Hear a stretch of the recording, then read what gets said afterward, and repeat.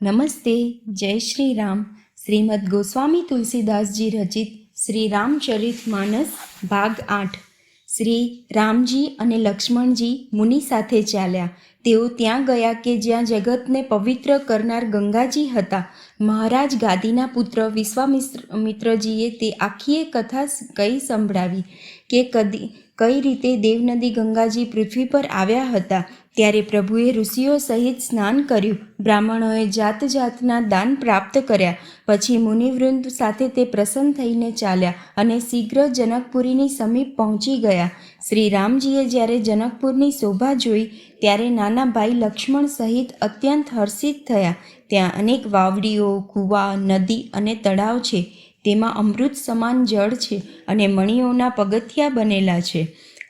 મકરંદ રસથી મદોન્મત્ત થયેલા ભમરા ગુંજન કરી રહ્યા છે.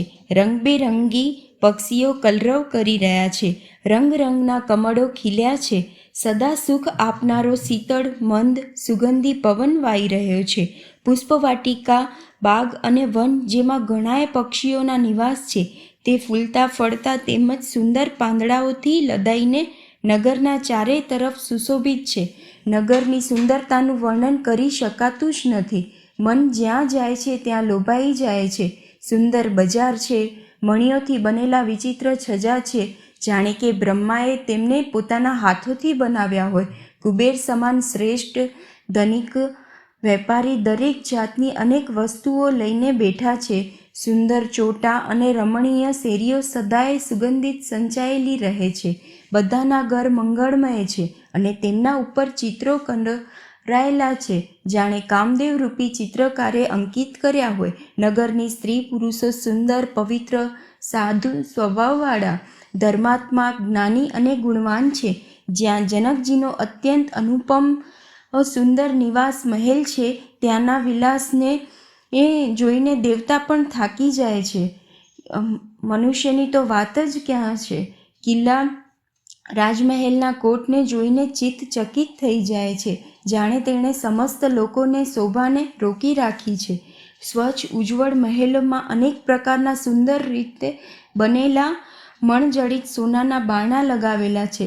સીતાજીના રહેવાના સુંદર મહેલની શોભાનું વર્ણન જ કરી શકાય કઈ રીતે. ઘણા બધા શૂરવીરો, મંત્રીઓ અને સેનાપતિઓ છે. તે સર્વના ઘર પણ રાજમહેલ જેવા જ છે. નગરની બહાર તળાવ અને નદીની પાસે ચારે બાજુ ઘણા બધા લોકોએ ઉતારો કર્યો છે. ત્યાં એક અનુપમ આંબાવાડિયું સર્વ પ્રકારે સુસજ્જ તથા દરેક રીતે રમણીય હતું. તે જોઈને વિશ્વામિત્રજીએ કહ્યું, હે સુજ્ઞ ઋગ્વીર, મારું મન કહે છે કે અહીં જ રહી જઈએ. કૃપાના ધામ શ્રી રામચંદ્રજીએ બહુ સારું સ્વામી કહીને મુનિઓના સમૂહ સાથે ત્યાં જ રોકાઈ ગયા. મિથિલાપતિ જનકજીને જ્યારે આ સમાચાર મળ્યા કે મહામુનિ વિશ્વામિત્ર આવ્યા છે, ત્યારે તેમણે પવિત્ર હૃદયવાળા, ઈમાનદારી, સ્વામી ભક્ત, મંત્રી, ઘણા બધા યોદ્ધા, શ્રેષ્ઠ બ્રાહ્મણ, ગુરુ અને પોતાની જ્ઞાતિના શ્રેષ્ઠ લોકોને સાથે લીધા અને આમ પ્રસન્નતા સાથે રાજા જનકજી મુનિઓના સ્વામી વિશ્વામિત્રજીને મળવા ચાલ્યા. રાજાએ મુનિના ચરણોમાં શિર નમાવી પ્રણામ કર્યા. મુનિઓના સ્વામી વિશ્વામિત્રજીએ પ્રસન્ન થઈને આશીર્વાદ આપ્યા. પછી રાજાએ આખી બ્રાહ્મણ મંડળીને આદર સહિત પ્રણામ કર્યા અને પોતાનું મોટું ભાગ્ય જાણીને આનંદિત થયા. વારંવાર કુશળ પ્રશ્નો કરીને વિશ્વામિત્રજીએ રાજાને બેસાડ્યા. એ જ વખત બંને ભાઈ આવી પહોંચ્યા જે ફૂલવાડી જોવા ગયા હતા. સુકુમાર, કિશોર અવસ્થાવાળા, શ્યામ અને ગૌરવર્ણના બંને કુમારો નેત્રને સુખ આપનારા અને આખાય વિશ્વના ચિત્તને ચોરનારા છે. જ્યારે રઘુનાથજી આવ્યા ત્યારે બધા તેમના રૂપ અને તેજથી પ્રભાવિત થઈને ઉઠીને ઊભા થઈ ગયા. વિશ્વામિત્રજીએ તેમને પોતાની પાસે બેસાડી દીધા. બંને ભાઈઓને જોઈને બધા સુખી થયા. બધાના નેત્રોમાં જળ ભરાઈ આવ્યા. આનંદ અને પ્રેમના આંસુ ઉભરાયા અને શરીર રોમાંચિત થઈ ગયા. રામજીની મધુર મનોહર મૂર્તિને જોઈને જનક વિશેષ રૂપે દેહના શાન ભાનથી રહિત થઈ ગયા. મનને પ્રેમમાં લીન જાણીને રાજા જનકે વિવેકનો આશ્રય લઈને ધીરજ ધારણ કર્યું અને મુનિના ચરણોમાં શીશ નમાવીને ગદગદ ગંભીર વાણીમાં કહ્યું, હે નાથ, કહો, આ બંને સુંદર બાળક મુનિકુળમાં આભૂષણ છે કે કોઈ રાજવંશના રક્ષક, અથવા જેનું વેદોએ નીતિ નીતિ કહીને ગાન કર્યું છે? શું તે જ બ્રહ્મ તો યુગલ રૂપ ધારણ કરીને નથી આવ્યું? મારું મન જ સ્વાભાવિક રૂપે જે વૈરાગ્ય રૂપ છે એ રીતે મુગ્ધ થઈ રહ્યું છે, જેમ ચંદ્રમાને જોઈને ચકોર.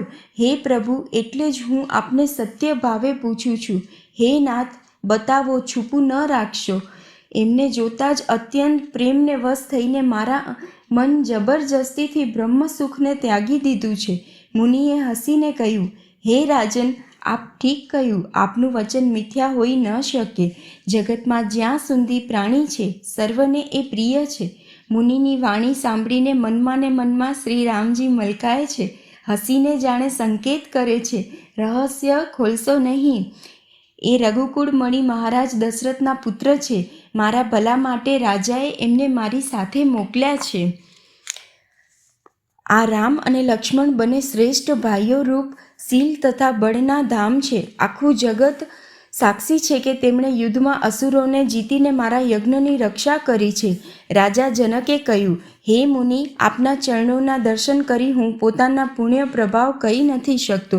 આ સુંદર શ્યામ અને ગૌર વર્ણના બંને ભાઈઓ આનંદને પણ આનંદ આપનારા છે. એમની પરસ્પરની પ્રીતિ ઘણી પવિત્ર અને સોહામણી છે. તે મનને ઘણી ગમે છે, પરંતુ કહી શકાતી જ નથી. જનકજી આનંદિત થઈને ફરી કહે છે, હે નાથ, સાંભળો. બ્રહ્મ અને જીવની જેમ એમનામાં સ્વાભાવિક પ્રેમ છે. રાજા વારંવાર પ્રભુને જુએ છે. દ્રષ્ટિ ત્યાંથી ખસવા જ નથી માંગતી. પ્રેમથી શરીર પુલકિત થઈ રહ્યું છે અને હૃદયમાં ઘણો ઉત્સાહ છે. મુનિની પ્રશંસા કરીને એમના ચરણોમાં શીશ નમાવીને રાજા તેમને નગરમાં લઈ ચાલ્યા. એક સુંદર મહેલ જે સર્વ કાળે સુખદાયક હતો, ત્યાં રાજાએ તેમને લઈ જઈને ઉતારો આપ્યો.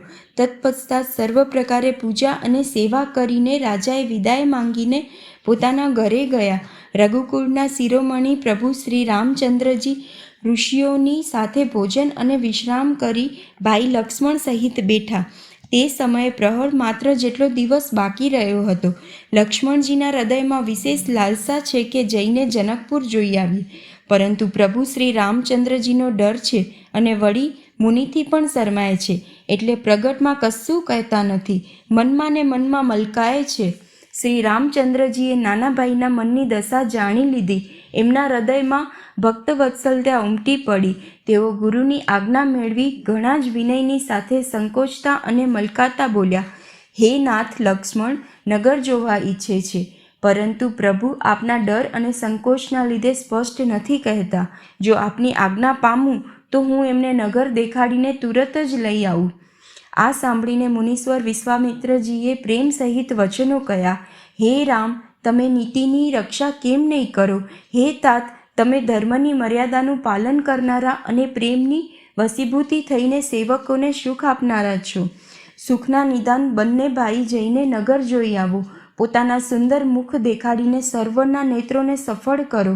બધાએ લોકોના નેત્રોને સુખ આપનારા બંને ભાઈઓ મુનિના ચરણ કમળોની વંદના કરીને ચાલ્યા.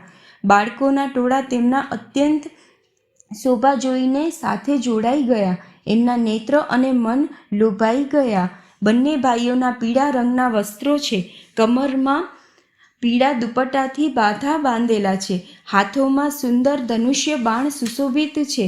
શરીરોને અનુકૂળ અર્થાત જેમના પર જે રંગનું ચંદન વધુ શોભે તેમની ઉપર તે જ રંગના સુંદર ચંદનનો લેપ કર્યો છે. શ્યામ અને ગૌરની મનોહર જોડી છે. સિંહના જેવી પૃષ્ઠ ગરદન, ગળાનો પાછળનો ભાગ છે. વિશાળ ભુજાઓ છે.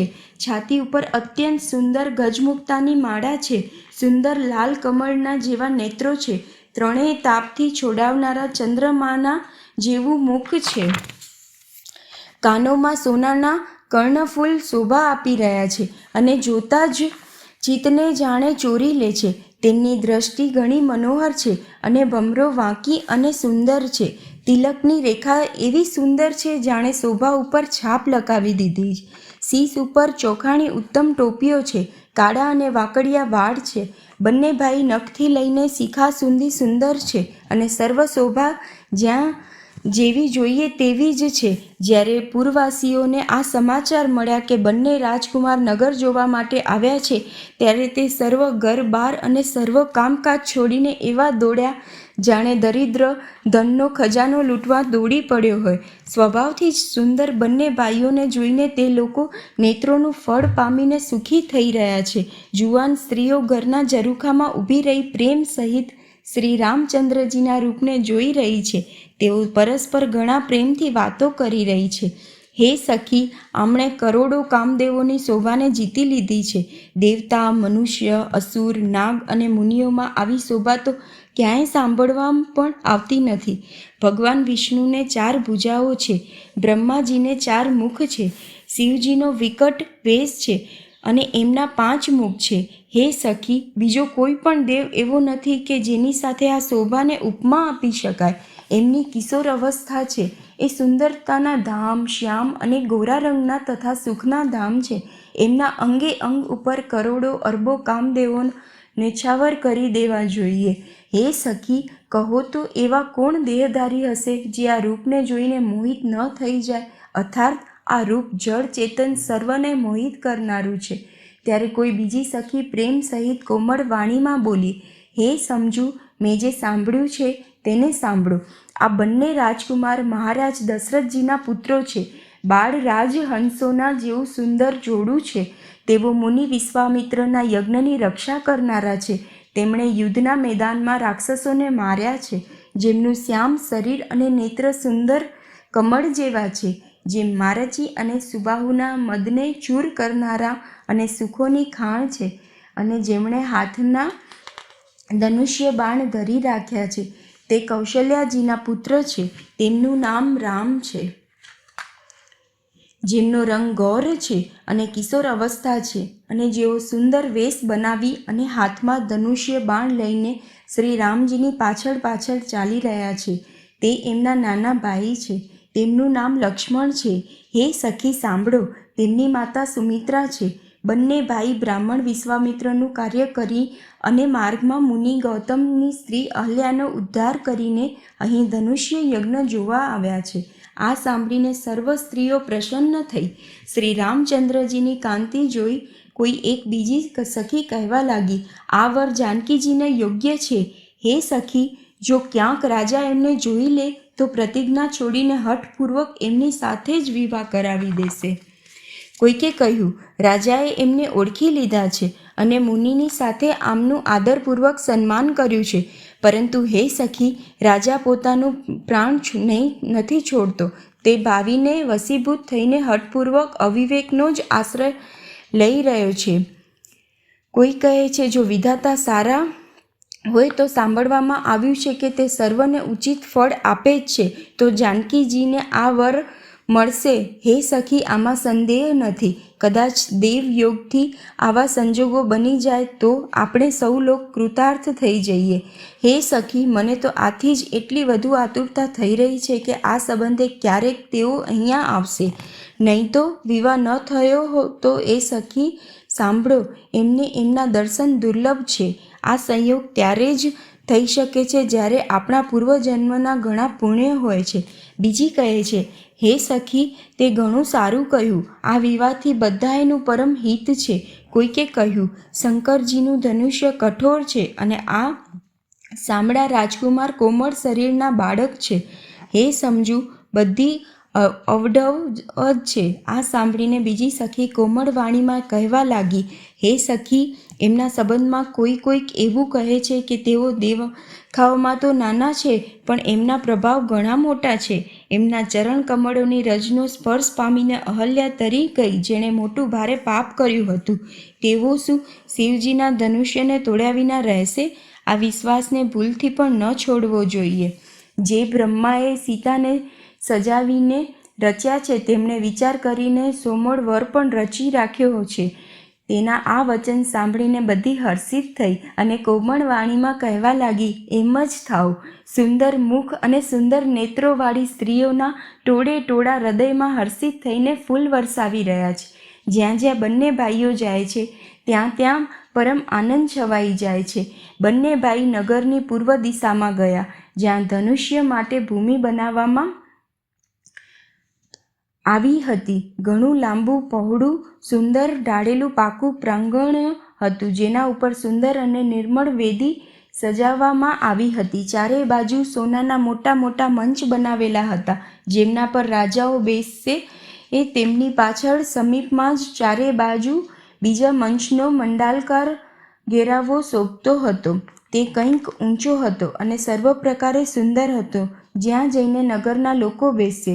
તેમની પાસે વિશાળ અને સુંદર સફેદ મકાન અનેક પ્રકારના રંગોના બનાવવામાં આવ્યા છે, જ્યાં પોતપોતાના કુળ મુજબ બધી સ્ત્રીઓ યથાયોગ્ય બેસીને જોશે. નગરના બાળકો કોમળ વચન કહી કહીને આદરપૂર્વક પ્રભુ શ્રી રામચંદ્રજીને રચના બતાવી રહ્યા છે. બધા બાળકો આ બહાને પ્રેમને વશ થઈ શ્રી રામજીના મનોહર અંગોને અડીને શરીરથી પુલકિત થઈ રહ્યા છે, અને બંને ભાઈઓને જોઈ જોઈને તેમના હૃદયમાં અત્યંત હર્ષ થઈ રહ્યો છે. શ્રી રામચંદ્રજીએ બધા બાળકોને પ્રેમને વશ જાણીને સ્થળોની પ્રેમપૂર્વક પ્રશંસા કરી. તે સર્વ પોતપોતાની રુચિ અનુસાર તેમને બોલાવી લે છે, અને બંને ભાઈઓ પ્રેમ સહિત તેમની પાસે ચાલ્યા જાય છે.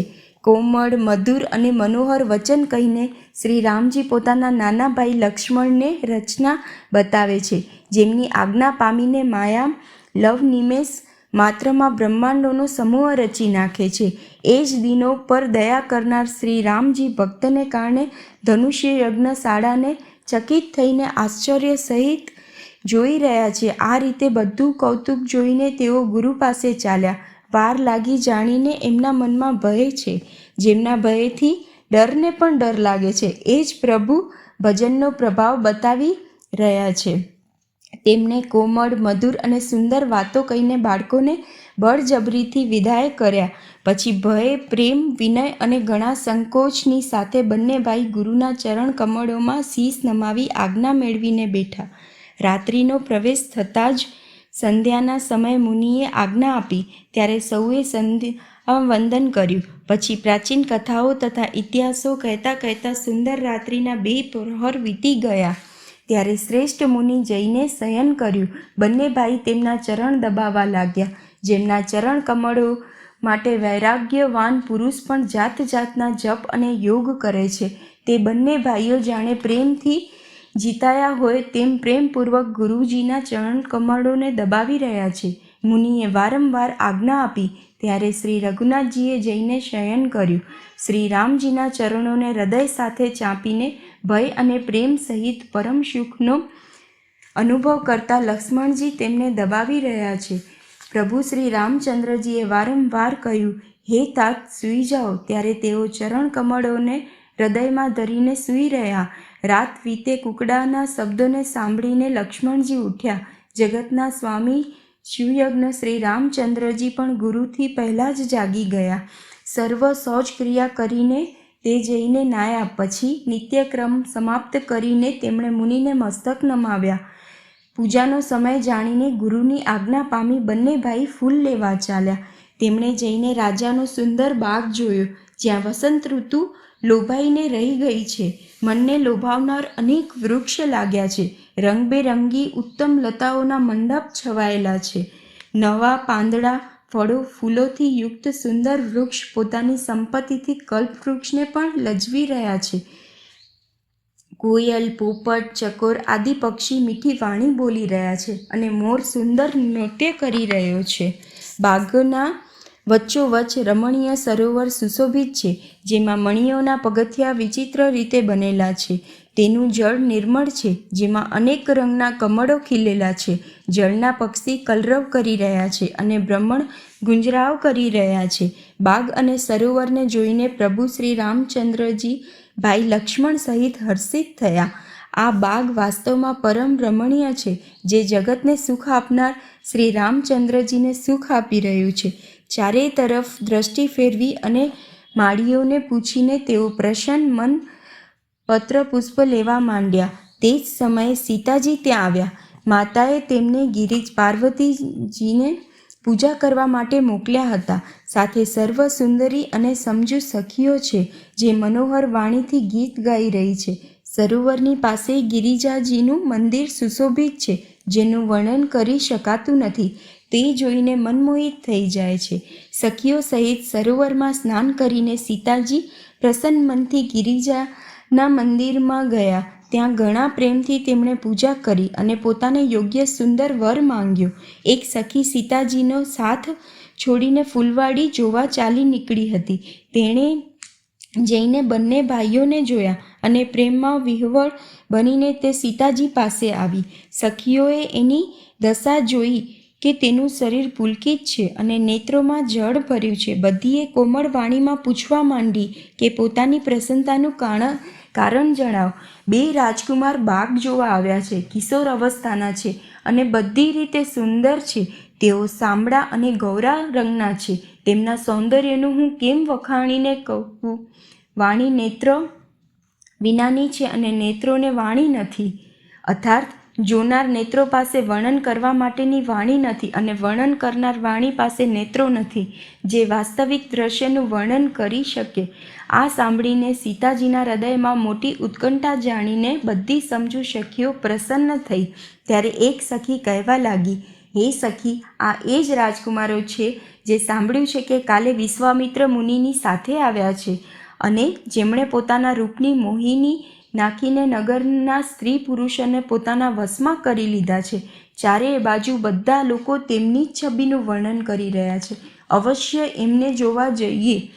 તે જોવા યોગ્ય જ છે.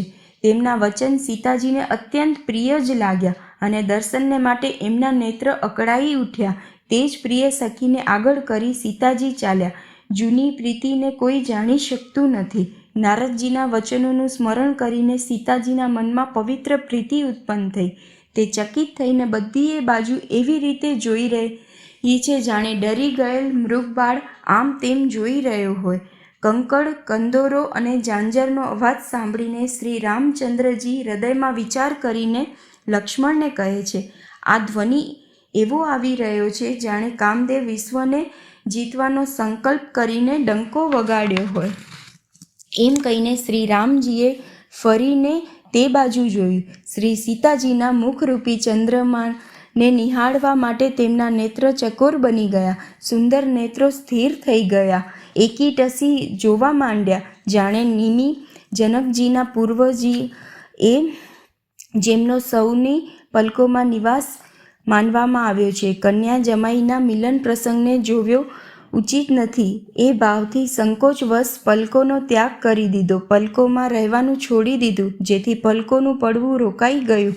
સીતાજીએ શોભા જોઈને શ્રી રામજી ઘણું સુખ મેળવ્યું. હૃદયમાં તે શોભાની પ્રશંસા કરે છે, પરંતુ મુખથી વચન નથી નીકળતા. તે શોભા એવી અનુપમ છે જાણે બ્રહ્માએ પોતાના સર્વ નિપુણતાને મૂર્તિમાન કરીને સંસારને પ્રગટ કરીને દેખાડી દીધી હોય. તે સીતાજીની શોભા સુંદરતાને પણ સુંદર કરનારી છે. જાણે સુંદરતા રૂપી ઘરમાં દીપકની શિખા જ્યોત જલી રહી છે. આજ સુધી સુંદરતા રૂપી ભવનમાં અંધારું હતું. તે ભવન જાણી સીતાજીની સુંદરતા રૂપી દીપશિખાને પામીને ઝગમગી ઉઠ્યું છે. અગાઉથી પણ અધિક સુંદર થઈ ગયું છે. સર્વ ઉપમાઓને તો કવિઓએ એઠી કરી મૂકી છે. હું જનકનંદનીની શ્રી સીતાજીને કોની ઉપમા આપું? આ રીતે હૃદયમાં સીતાજીની શોભાનું વર્ણન કરીને અને પોતાની દશાનો વિચાર કરીને પ્રભુ શ્રી રામચંદ્રજીએ પવિત્ર મન પોતાના નાના ભાઈ લક્ષ્મણને સમયા અનુકૂળ વચન કહ્યા, હે તાત, આ એ જ જનકજીની કન્યા છે જેના માટે ધનુષ્ય યજ્ઞ થઈ રહ્યો છે. સખીઓ એને ગૌરી પૂજન માટે લઈ આવી છે. તેઓ ફૂલવાડીમાં પ્રકાશ રેલાવતી ફરી રહી છે, જેની અલૌકિક સુંદરતા જોઈને સ્વભાવથી જ પવિત્ર મારું મન ક્ષુબ્ધ થઈ ગયું છે. તે સર્વ કારણ અથવા તેનું સઘળું કારણ તો વિધાતા જાણે, પરંતુ હે ભાઈ સાંભળો, મારા મંગળદાયક જમણો અંગ ફરકી રહ્યો છે. રઘુવંશીઓના આ સહજ સ્વભાવ છે કે એમનું મન ક્યારેય કુમાર્ગ ઉપર પગ નથી મૂકતું. મને તો પોતાના મનનો અત્યંત વિશ્વાસ છે જ કે જેણે સ્વપ્નમાં પણ પરાઈ સ્ત્રી પર દ્રષ્ટિ નાખી નથી. રણમાં શત્રુ જેમની પીઠ નથી જોઈ શકતા, અર્થાત જે લડાઈના મેદાનમાંથી ભાગતો નથી, પરાઈ સ્ત્રીઓ જેમના મન અને દ્રષ્ટિને નથી ખેંચી શકતી, અને ભિખારી જેમના ત્યાંથી નકારો નથી પામતો, ખાલી હાથે પાછા નથી ફરતા, એવા શ્રેષ્ઠ પુરુષ સંસારમાં થોડાક જ છે.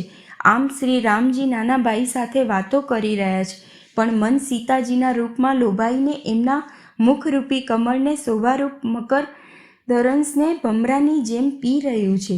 સીતાજી ચકિત થઈને ચારેય બાજુ જોઈ રહ્યા છે. મન એ વાતની ચિંતા કરી રહ્યું છે કે રાજકુમાર ક્યાં ચાલ્યા ગયા. બાલ મૃગનયનની સીતાજી જ્યાં દ્રષ્ટિ નાખે છે ત્યાં જાણે શ્વેત કમળોની પંક્તિ વરસી જાય છે. ત્યારે સખીઓએ લતાઓની આડમાં સુંદર શ્યામ અને ગૌરકુમારોને દેખાડ્યા. તેમના રૂપને જોઈને નેત્ર લલચાઈ ઉઠ્યા. તે એવા પ્રસન્ન થયા કે જાણે તેમણે પોતાના ખજાનાને ઓળખી લીધો. શ્રી રઘુનાથજીની શોભા જોઈને નેત્રો સ્પર્ધ થઈ ગયા. પાપણોએ પણ પડવાનું છોડી દીધું. અધિક સ્નેહના કારણે શરીર બેકાબૂ થઈ ગયું, જાણે શરદ ઋતુના ચંદ્રમાને ચકોરી જોઈ રહી હોય. નેત્રોને માર્ગ શ્રી રામજીને હૃદયમાં લાવીને ચતુર શિરોમણી જાનકીજીએ પાપણોના બારણા બંધ કરી દીધા, અર્થાત નેત્રો મીચી તેમનું ધ્યાન કરવા લાગ્યા. જ્યારે સખીઓએ સીતાજીને પ્રેમને વશ જાણ્યા ત્યારે તે મનમાં શરમાઈ ગઈ, કંઈ કહી શકતી નહોતી. તે સમયે બંને ભાઈ લતા મંડપમાંથી એમ પ્રગટ થયા જાણે બે નિર્મળ ચંદ્રમાં વાદળોના પડદા હટાવીને નીકળ્યા હોય. બંને સુંદર ભાઈ શોભાની સીમા છે. તેમના શરીરની આભા નીલા અને પીળા કમળના જેવી છે. શિર પર સુંદર મયુર પંખ સુશોભિત છે. તેમની વચ્ચે વચ્ચે ફૂલોની કળીઓના ગુચ્છા લાગેલા છે. લલાટ પર તિલક અને પરસેવાના બિંદુ શોભાયમાન છે. કાનોમાં સુંદર ભૂષણોની શોભા છવાઈ છે. વાંકી ભમરો અને વાંકડિયા વાળ છે. નવા લાલ કમળના જેવા આ રત્નારા લાલ નેત્રો છે. હડપચી નાક અને ગાલ ઘણા સુંદર છે, અને હાસ્યની શોભા મનને હરી લે છે. મુખની શોભા તો મારાથી કહી જ નથી શકાતી, જેને જોઈને ઘણાય કામદેવો લજાઈ જાય છે. વૃક્ષ સ્થળે મણીઓના માળા છે. શંખ સમાન સુંદર ગળું છે. કામદેવ રૂપી હાથીના મદનિયા સૂંઢના જેવી ભુજાઓ છે, જે બળની સીમા છે. જેના ડાબે હાથમાં ફૂલો સાથેનો પડિયો છે. હે સખી, તે સામળા કુંવર તો ઘણા જ સુલણા છે. સિંહના જેવી પાતળી લચીલી કમરવાળા, પીતાંબર ધારણ કરેલા, શોભા અને શીલના ભંડાર, સૂર્યકુળના ભૂષણ શ્રી રામચંદ્રજીને જોઈને સખીઓ પોતે જ પોતાને ભૂલી ગઈ. એક ચતુર સખીએ ધીરજ ધરીને હાથ પકડીને સીતાજીને કહ્યું, ગિરિજાજીનું ધ્યાન પછી કરી લેજો. આ સમયે રાજકુમારને કેમ જોઈ લેતા નથી? ત્યારે સીતાજીએ લજાઈને નેત્રો ખોલ્યા અને રઘુકુળના બંને સિંહોને પોતાની સામે જોયા. નખથી શિખા સુધી શ્રી રામજીને શોભા જોઈને અને પછી પિતાનું પ્રણ યાદ કરીને તેમનું મન ઘણું ક્ષુબ્ધ થઈ ગયું. જ્યારે સખીઓએ સીતાજીને પ્રેમને વશ જોયા ત્યારે બધી ભયભીત થઈને કહેવા લાગી, ઘણું મોડું થઈ ગયું, કાલે આ સમયે ફરી આવીશું. એમ કહીને એક સખી મનમાં હસી. સખીની આવી રહસ્યમય વાણી સાંભળીને સીતાજી શરમાઈ ગયા. વાર થઈ જાણી તેમને માતાનો ભય લાગ્યો. ઘણી ધીરજ ધરીને તેઓ શ્રી રામચંદ્રજીને હૃદયમાં લઈ આવ્યા અને તેમનું ધ્યાન કરતા પોતાને પિતાને આધીન જાણીને પાછા ફર્યા. મૃગ, પક્ષી અને વૃક્ષોને જોવાના બહાને સીતાજી વારંવાર વળે છે અને શ્રી રામજીની શોભા જોઈ જોઈને તેમનો પ્રેમ ઓછો નથી વધી રહ્યો છે. શિવજીના ધનુષ્યને કઠોર જાણીને તે ભૂલવા હૃદયમાં શ્રી રામજીની સામણી મૂર્તિને ધારણ કરીને ચાલ્યા. શિવજીના ધનુષ્યની કઠોરતાનું સ્મરણ થવાથી તેમને ચિંતા થતી હતી કે આ સુકુમાર રઘુનાથજી તેને કઈ રીતે તોડશે. પિતાના પ્रणનો સ્મૃતિથી એમના હૃદયમાં ક્ષોભ હતો જ, એટલે મનમાં વિલાપ કરવા લાગ્યા. પ્રેમવશ ઐશ્વર્યની વિસ્મૃત થઈ જવાથી આમ થયું. પછી ભગવાનના બળનું સ્મરણ થઈ આવતા જ તે હર્ષિત થઈ ગયા અને શ્યામ છબીને હૃદયમાં ધારણ કરીને ચાલ્યા. પ્રભુ શ્રી રામજીએ જ્યારે સુખ, સ્નેહ, શોભા અને ગુણોની ખાણ શ્રી જાનકીજીને જતા જાણ્યા ત્યારે પરમ પ્રેમની કોમળ શાહી બનાવીને તેમના સ્વરૂપને પોતાની સુંદર ચિત્તરૂપી ભીત ઉપર ચિત્રિત કરી લીધા. પુનઃ સીતાજી ભવાનીજીના મંદિરમાં ગયા અને એમના ચરણોની વંદના કરીને હાથ જોડીને બોલ્યા, હે શ્રેષ્ઠ પર્વતોના રાજા, હિમાલયની પુત્રી પાર્વતીજી, આપનો જય હો, આપનો જય હો. હે મહાદેવજી, એના મુખરૂપી ચંદ્રમાની ચકોરી જેવી આપનો જય હો, આપનો જય હો. હે હાથીના મુખવાળા ગણેશજી અને 6 મુખવાળા સ્વામી કાર્તિકીજીના માતા, હે જગતજનની, હે વીજળીના જેવી કાંતિયુક્ત શરીરવાળા, આપનો જય હો, આપનો જય હો. આપનો ન આદિ છે, ન મધ્ય છે અને ન અંત છે. આપના અસીમ પ્રભાવને વેદ પણ નથી જાણતો. આપ સંસારને ઉત્પન્ન, પાલન અને નાશ કરનારા છો. વિશ્વને મોહિત કરનારા અને સ્વતંત્ર રૂપથી વિહાર કરનારા છો.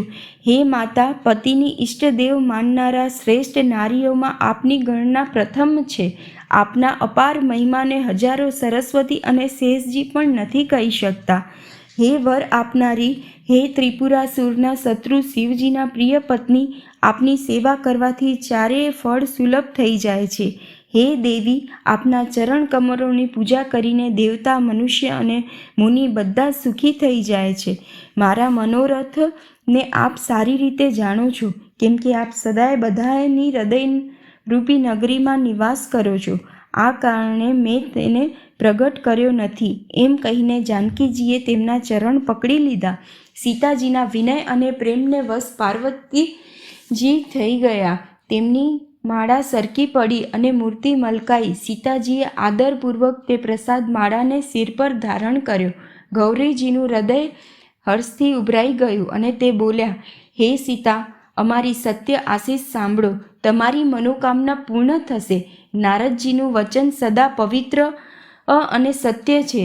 જેમાં તમારું મન અનુરુક્ત થયું છે એ જ વર તમને મળશે. જેમાં તમારું મન અનુરૂપ થઈ ગયું છે એ જ સહજ સુંદર શ્યામ શ્રી રામચંદ્રજી તમને મળશે.